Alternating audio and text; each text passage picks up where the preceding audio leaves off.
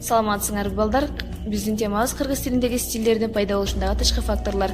Алгач жагымдуу маанай үчүн Акбаргон Ишпековдун сөзүнө жазылган Билбек Атабековдун мурасырын толуктап ырдоо ыкмасын колдонобуз. Айтамын ғанаң ей, атадан ғана қалған мурасты.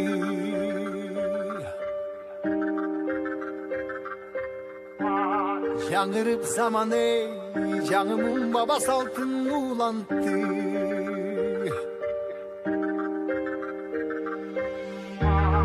Намысын биік сақтаған ел, табышын көріп тыңдап жүректе. Қадырын тұйып барқтанам Қайратынан жанбаған, қалың елді бақтаған. Егемендікті еншілен өмірім ерген бізген қаншадам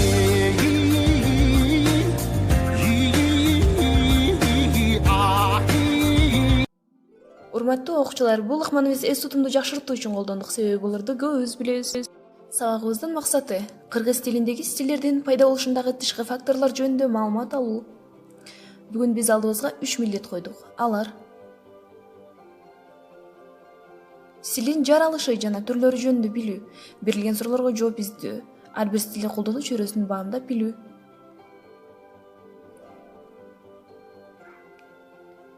Стиль гректердин стилус жазуу таякчасы деген сөзүнөн алынган. Азыр адамды ар кандай тармак боюнча башкалардан айырмалап турган өз алдынчалык, өзгөчөлүк деп билсек болот.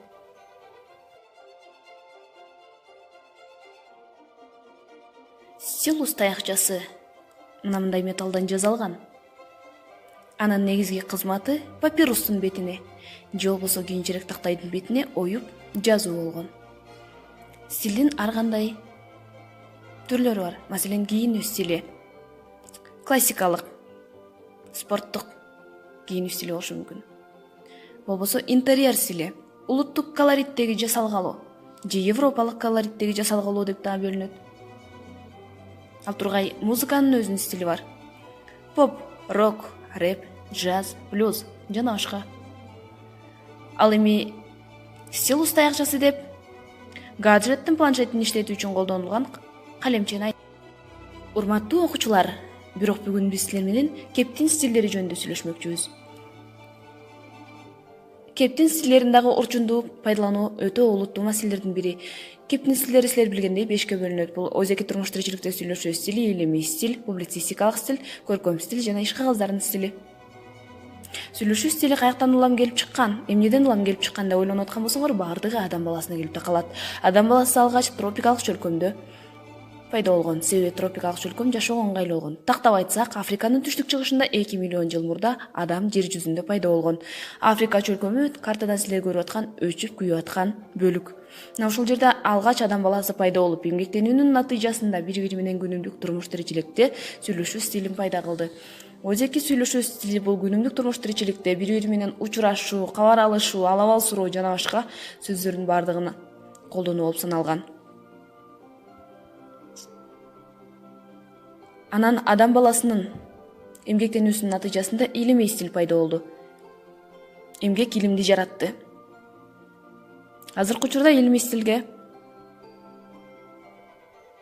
илим жана техника тармагында жазылган монографиялар, илимий популярдуу справочниктер, энциклопедиялар, өндүрүштүк, илимий техникалык адабияттар, окуу китептери, методикалык колдонмолор, рефераттар, докладдар, газета журналга жарыяланган илимий макалалар, диссертациялык эмгектер кирет.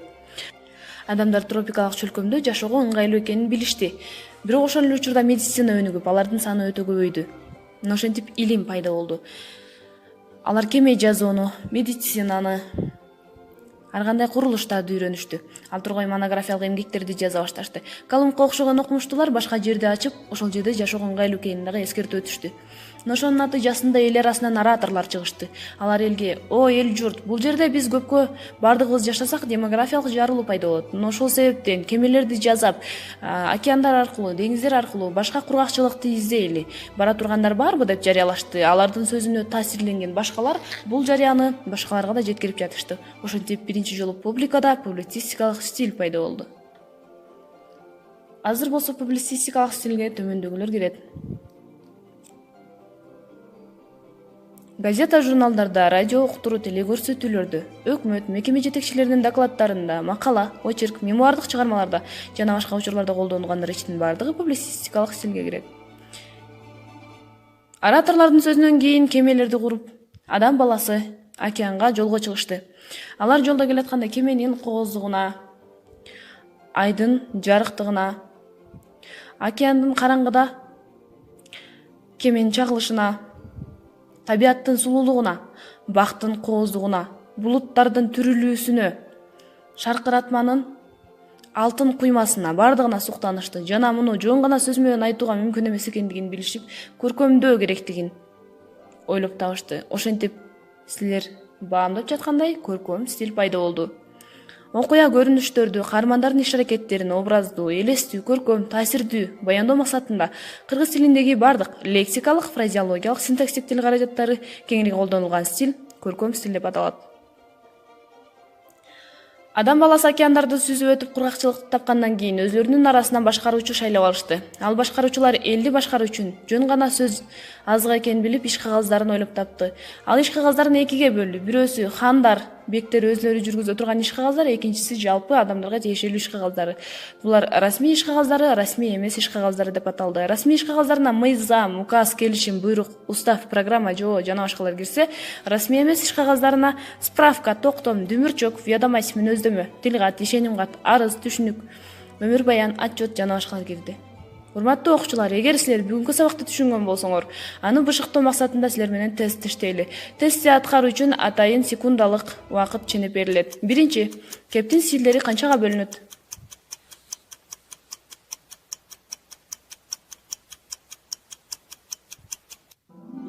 Туура. Кептин стилдери силер ойлогондой эле 5ке бөлүнөт. Экинчи, көркөм стилде колдонулуучу тил каражаттары кайсылар?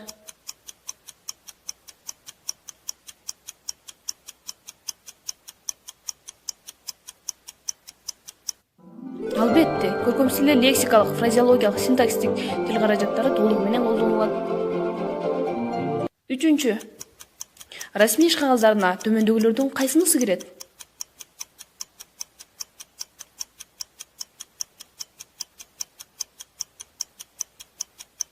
Азаматсыңар, мыйзам, указ, келишим жана башкалар расмий иш кагаздарына кирет. Төртүнчү, публицистикалык стилге мүнөздүү иш кагаздарын аныктагыла. Бул үчүн бир аз көбүрөөк убакыт берилет.